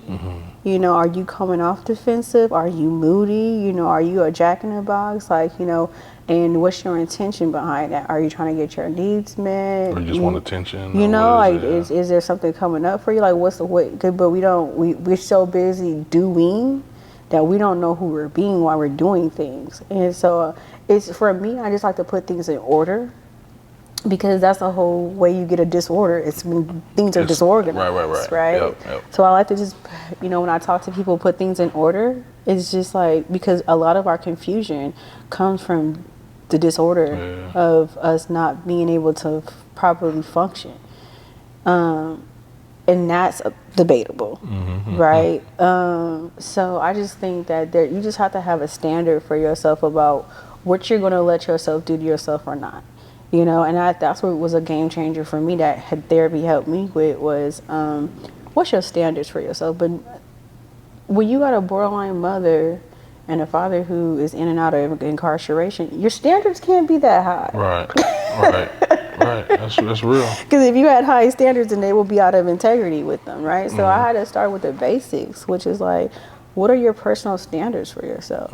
You know, what do you value? You know, what are you, outside of whatever religion you grew up in, what are your morals? You know, but we don't have conversations like this when you're from where I'm from, because ain't nobody got time for that. We all trying to just survive. Let's say someone who doesn't know yourself, doesn't know myself, doesn't know anything about therapy. How are ways that they can, in your opinion, obviously, that they can pinpoint this if it's not taught in their household?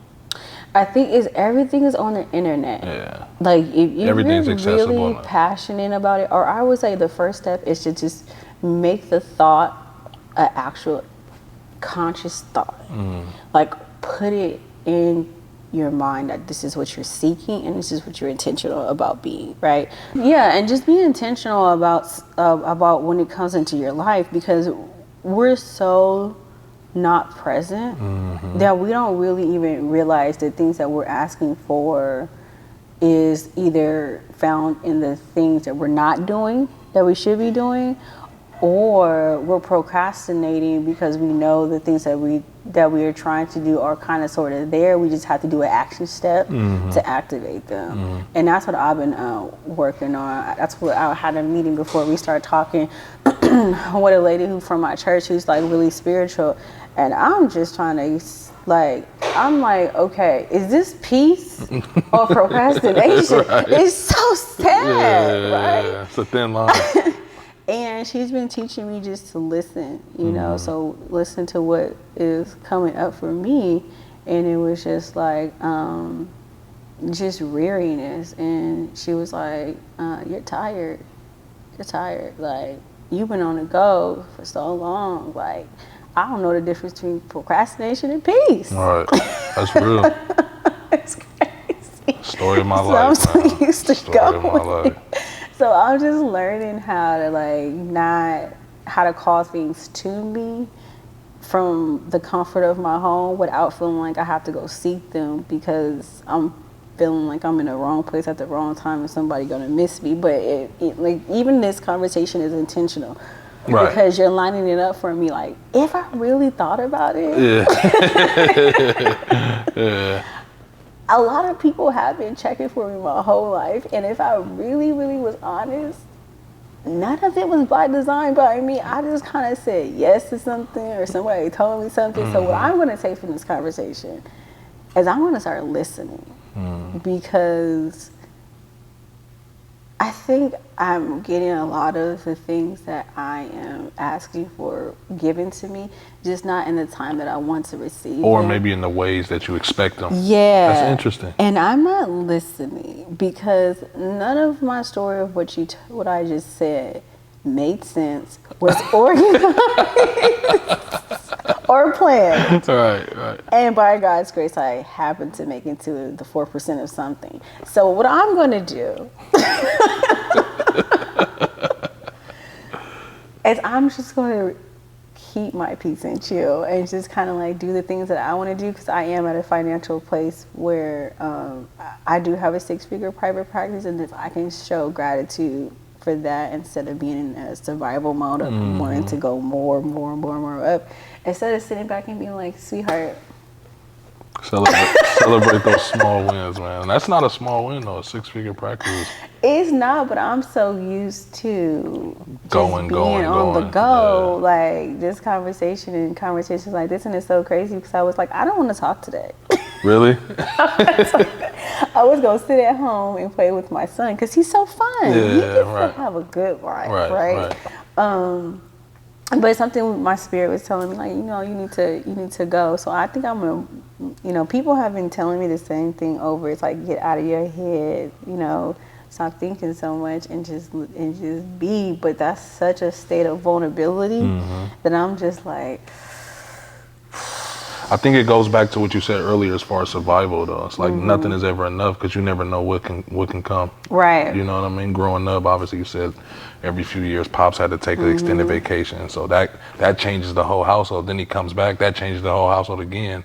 Then you guys are growing up, that changes the household. That is so crazy because that cycle still happens with me. Like, I'll be doing really good financially, and then I'll make a stupid investment, and then I'll go right back having to work, and then I'll be stable again, and I'll make another stupid investment. But I think I'm intentionally doing that because of him going to jail so many times.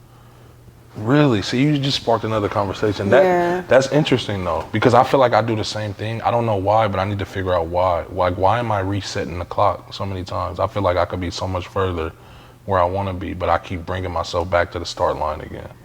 Me too. That's crazy. Over. That's interesting. Yeah, I just connected the dots with that because I've been, I just got off the phone with the lady from my church, and she was telling me, you need to get more into what's going on in your body rather than your mind. And my heart just said, like, that's the connection. So I'm just looking like, when my dad was a drug dealer, he would have large amounts of cash and we would live these extravagant lives. And then when he'd go away for 7 years, my mom didn't have money management skills. So we would be really, really, really, really, really, really poor, like almost like waiting for him to get out because we knew it was going to be better. And even if it was at the time where they were friends enough, to even be back together, that was a whole nother story. But just seeing two sides of luxury and then the other of being very scarcely minded poor on a continuous basis, that is traumatizing.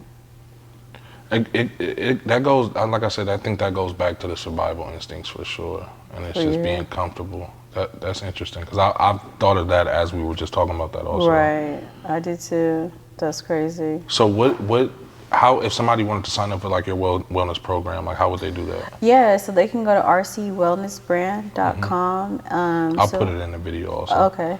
So right now we have the Sister Healing Circle that's coming up. It's September 21st through November 2nd. The Sister Healing Circle? Mm-hmm. What is that? So it's essentially like I help women that want to start their healing journey, and I take them on a healing journey where it's more around self-discovery, radical honesty, and self-acceptance. And we just really horn in on that, and we double down on, like, you know, putting together the pieces. I give them the information that they need to help them with guiding them in doing that. You get one-on-one therapy. We do yoga therapy also because of yoga therapy. Yeah, so yoga therapy is just, we do yoga and we do therapy at the same time. So we set an intention before we do it. We're focused on mind-body connection, which is your thoughts in alignment with your body is saying. Because if you have a disconnect between your body and your mind, then you could be having mixed messages. And so that can be some forms of, like, people would think that they have trust issues with themselves to make good decisions because they're not in their body for whatever reason. That can come from, like, sexual assault, child molestation, negative thought patterns between your body and your mind. So, like, if you are a person that is a perfectionist, or even if you have body dysmorphia, somatic therapy would really help you with getting out of your head about what you think about your body and really seeing your body for its full essence, because you're present in your body. So I feel like that's like the main thing that I'm getting from this conversation is like making sure your mind and your body is aligned. Because your mind is a tool for your body. Right. But if you're always in your mind, how can your body be a tool for you? And then your body becomes a problem for you, right? And then you start to do disrespectful stuff because you're irritated with yourself. Rather than say, okay, I have the power to own my body and its autonomy. If I need to do something, I can just tell my mind to do it or meet myself where I'm at, you know, and instead of, you know, that's what I'm working on with my procrastination. My body is saying I'm tired, but my mind is saying, no, we need to be doing that. To do, yeah. You know, and so that's why I'm just, like, trying to quiet the disconnect, because I am tired. Right.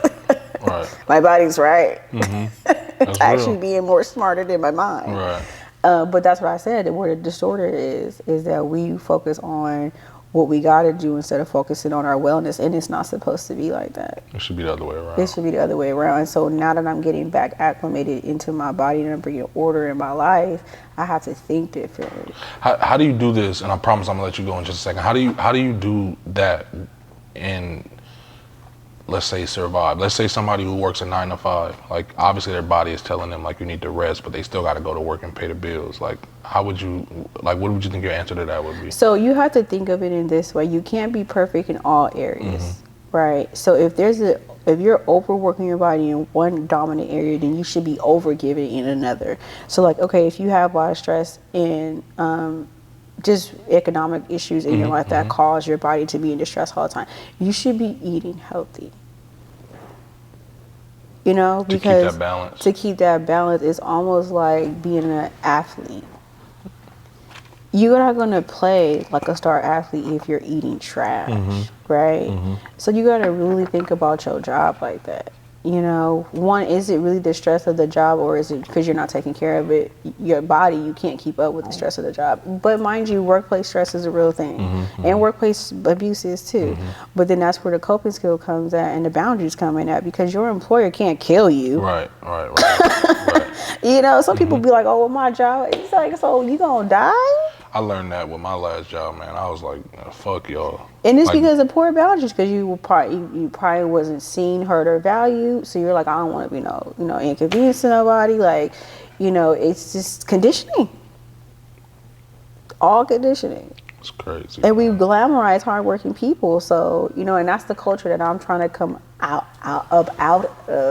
But I told you who my daddy was. Right. Okay, so it's in me.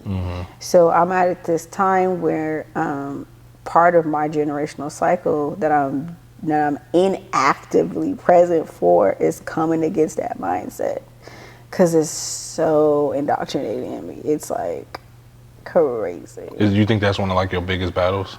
I position it that way because it's the most normalized. For you or just period? For me. Right. For me, it's the one that I thought was that you can lose control of that one pretty easily. No, so I feel like I hold on to the idea that that's going to give me success, and because I never had rest or seen people at peace. I think that peace is like, it doesn't exist.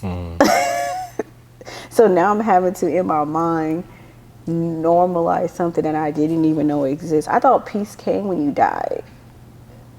That's called heaven. Right. That's interesting, man. So do you feel like peace exists now? Peace is heaven on earth. You have to elaborate. If you can keep your peace, then you're good. You're fine. Yeah. But that's very hard to do. It's very hard. You know what I learned? That's funny you say that. You know, I was just having this conversation with somebody the other day. Because I live alone, right? Mm-hmm. And I was telling somebody, like, I don't know if I'm ever going to get married or seriously in a relationship again, right? And everybody who knows me is like, what? Like, you couldn't wait to get married at one point and have a family and all that. But I'm so scared of that. I'm so scared that the more I'm around people, the more my peace and my, gets interrupted. When I'm by myself, nobody around me can interrupt my peace. And that's how I am too. But that's also a survival mode. That's it's a fear-based response. Because I isolate myself.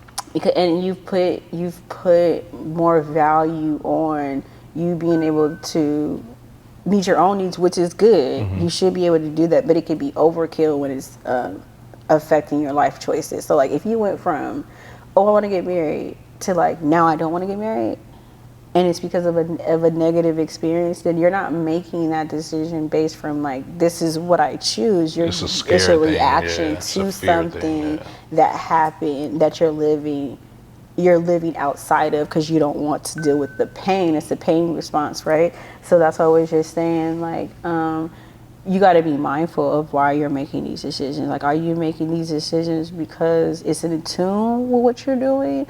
Or because sometimes people need space. Like, I was single for 2 years and I lived by myself. I didn't do anything. And that's because I had to get things together for me to feel comfortable welcome somebody into my space.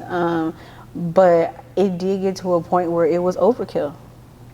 Just being alone. And I mean, because we're it's like you're overly trying to protect your peace, and that's a good point, because you can't 100% protect your peace. There's going to be wrenches thrown at you at all times. So that makes sense. And too, like when you're, one of the things I'm learning, because I'm like almost,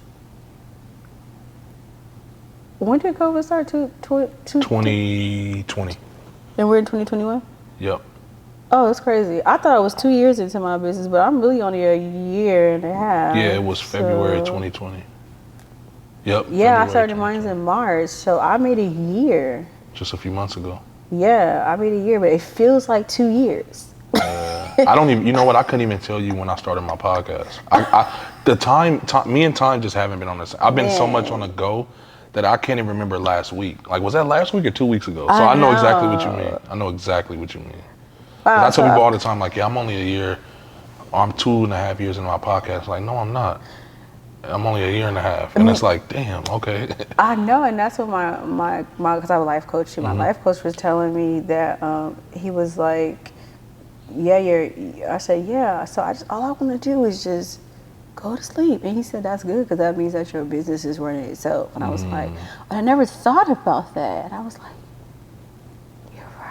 it's running itself now. Like, I got a smooth system. That's a beautiful thing. But again, that trauma we talking about, like, I didn't even recognize that till he brought that to my attention. But that's another reason why it's good to have check-ins with people. That's the only reason why I have like a team of people who work with me, because I have to check in with myself. Because when I get into them flight modes, I'm like, right? When I have people to check in with constantly, and I'm checking in, it's like I have someone that's like holding me accountable for being present all the time. And like, this is the most tapped in I've ever been in my entire life, and I'm really having a hard time being responsible. Really? Because I want to do something hella hot girlish. Like,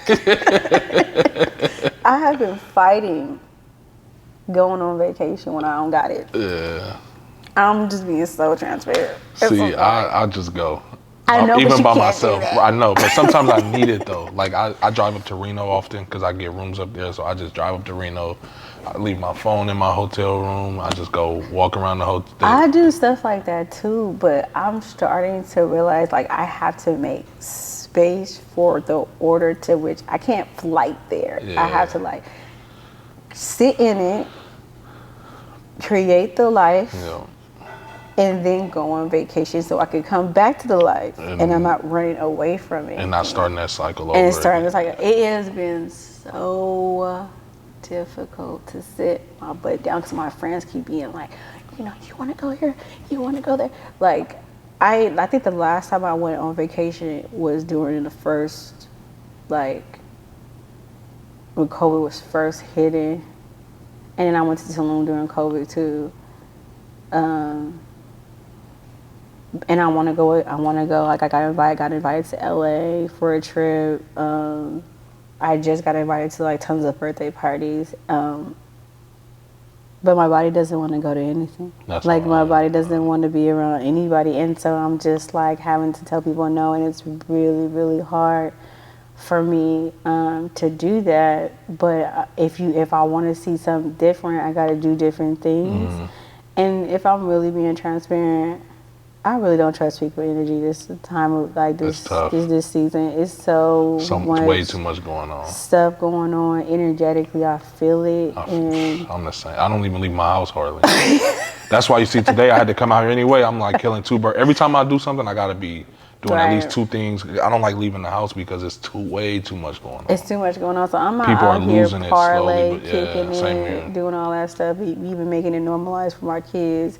Because I'm like, check your energy before you come in the house because That's you don't real, know though. what you got on you. And so I'm really particular about that. And it's not like I don't trust the people. I don't trust the people who they bring in there because I don't know them like that. But then I try to, see like, okay, is it my trauma responding to that or is it just my body?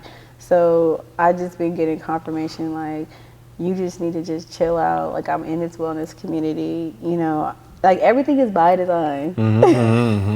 That's good though. That's structure. So.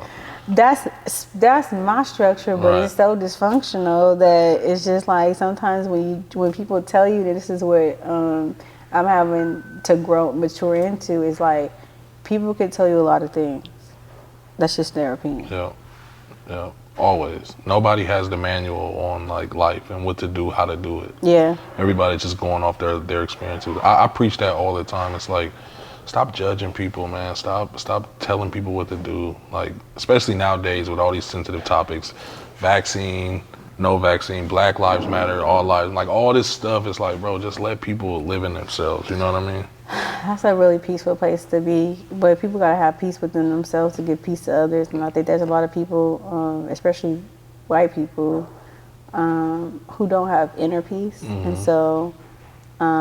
They can't really be peaceful people if they are not if they don't have inner peace. So they cause chaos outside of them to make them feel like they have it together. It normalizes their surroundings and their dysfunction. For sure. For sure.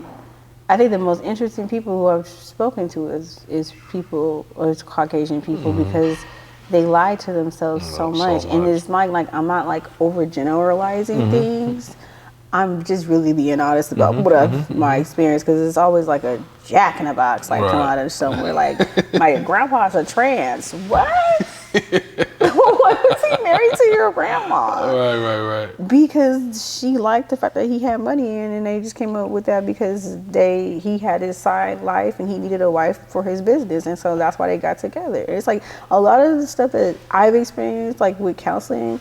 I think Caucasian people, it's like a lot of things are about business. Yeah, most of it.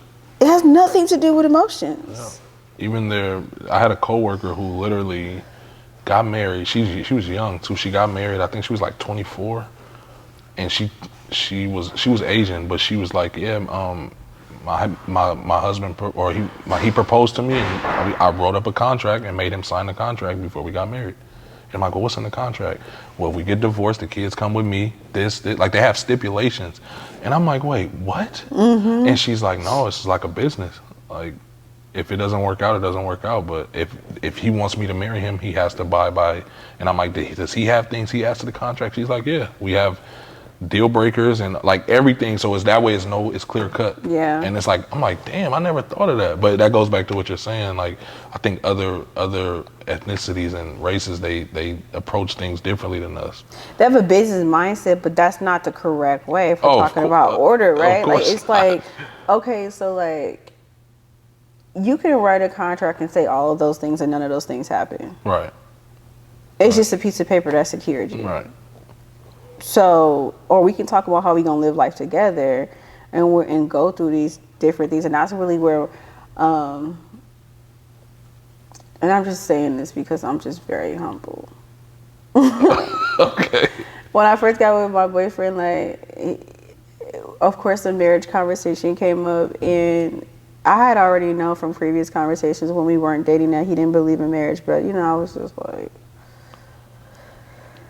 another black man talking about he doesn't agree with getting married. It's just totally very basic. And now I agree with him on his notion of marriage. I think that we get into, when we think of marriage, we think of, for me, I thought of like, okay, then things were going to get better. And I was going to perform better. But now that we're together, we live together, we do all these marriage things together. Oh my God.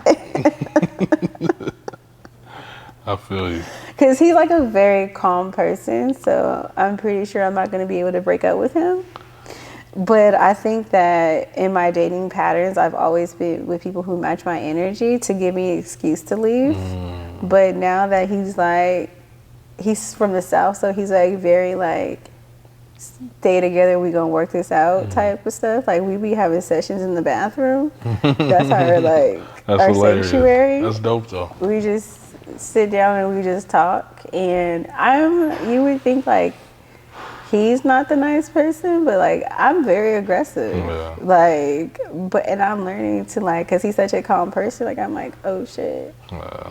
I probably should have said that. That's really mean to say. But like when people who I'm really close with, like they get to see me. Right. And like outside of the therapeutic space, like I'm still the human side of it, yeah. And when I'm a protector, so I protect everything, and I'll protect everything against you sometimes too. So if I feel like you positioning yourself in a space that's going to do some harm to me and the family, then you're on the other side of what we're trying to establish here. And so I have to be mindful of my approach in that, because just because I feel that way doesn't mean that that's true. Because if I'm being transparent, he isn't against us, he's for us. But sometimes from him not having kids and being a single man establishing himself in a family, he does do things that you would question, like, why would you do that? But I have to realize, like, he's new to this. And stuff that I just like think about, like, I went through that with my ex too. Before she had our daughter, I went through that same. So I know exactly what you mean. Trust me, like, it just doesn't make sense. Again, it goes back to that common sense thing. But again, they're not looking at it through those parental eyes. So, no, they're not. So I mean, I need to be soft in my delivery, but but I am clear in my approach. And that's how it goes back to another thing that we've said in our family rules are that we do not, we're not unsafe people. Like, our house is super safe. Like, that's like a standard. Like, our standard is like, we're safe on all levels as a family. So my daughter, she tried to talk back, excuse me? Right. We're gonna have to put some respect on that tone right now, because we're not gonna even like trigger me like that. Yeah, that's real. So it's across the board, and I try to make my house a safe space, because that's something that I've never had promised to me. And I think that that's a promise, and I can be in integrity with my family. It's like, I'm gonna always be a safe person regardless. That's dope. Was there anything else that you want to touch on specifically? I mean, this was a really dope conversation. I could have kept going for hours.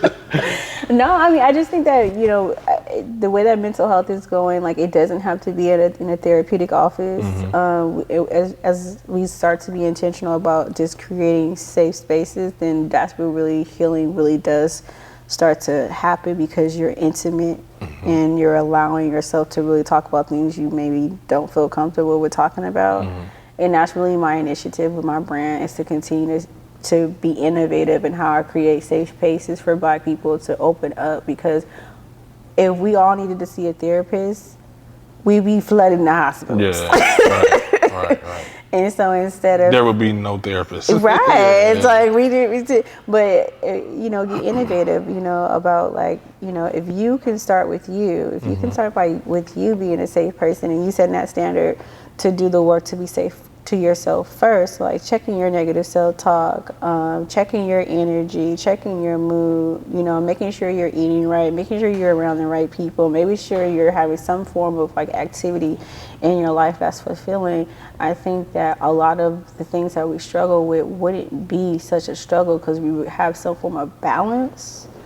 When things are out of balance, everything can be temperamental, so just doing things that's going to really make you a holistic person, to where you're holistically, like, in your soul, healing yourself. And that's just with an honest conversation with yourself, first.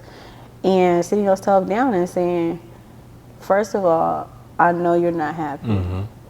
Can't lie to yourself. That's just because of bullshit. Yep. Let's just finally deal with it, so we don't have to keep going through this stuff and going down these rabbit holes, and a lot of Black people, the reason why they die so early is because they're lying to themselves. But we've had to generationally just to show up, and I mean, that's my challenge to Black women and Black men. It should just stop showing up and see what you get. That's real. See what happens. Make space for that. That's what white people do. When I was working in a mental health hospital, they used to take them kids right up out of there and take them on vacation. And they would have somebody waiting for them, and they would just be able to get whatever demons they had out in a beautiful view. So start doing stuff like that. Go rent a Airbnb on the beach with 4 friends, and y'all all go crazy together in there. I mean, I like to do mine in luxury. There's nothing wrong with that, though. Some people like to be music artists and go, but at the same time, all of it is just self-expression. So it's just like, okay, do you want to be broke, bitter, and sorry in doing it? Or you want to do something for yourself and just still go through it? Because at the end of the day, you're going to go through it. It just don't matter. You're going to be a doctor, a lawyer, you're going to be working at Costco. You're still doing it. So I pick and choose. So I stay up for myself. I'm going to go through mine in peace and luxury. That's my standard. And I'm going to have financial discernment while I'm doing it. So, that's dope.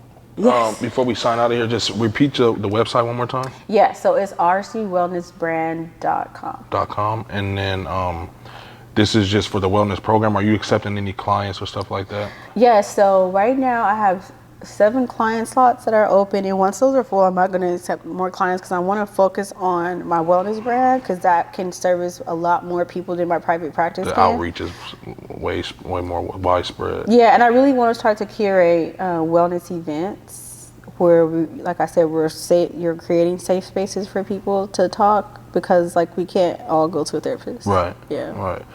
And then do you have like social media and stuff like that? Yeah, so Ridgel Consulting is social media outlets. I haven't switched it over to RC Wellness brand, but it's Ridgel Consulting. And then you can find me, my platform is more so LinkedIn and Facebook.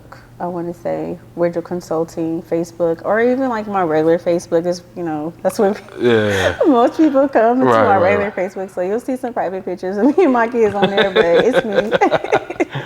Well, I want to say thank you again. Obviously, this was a really dope conversation. I learned a lot, as far, because I talk about it a lot.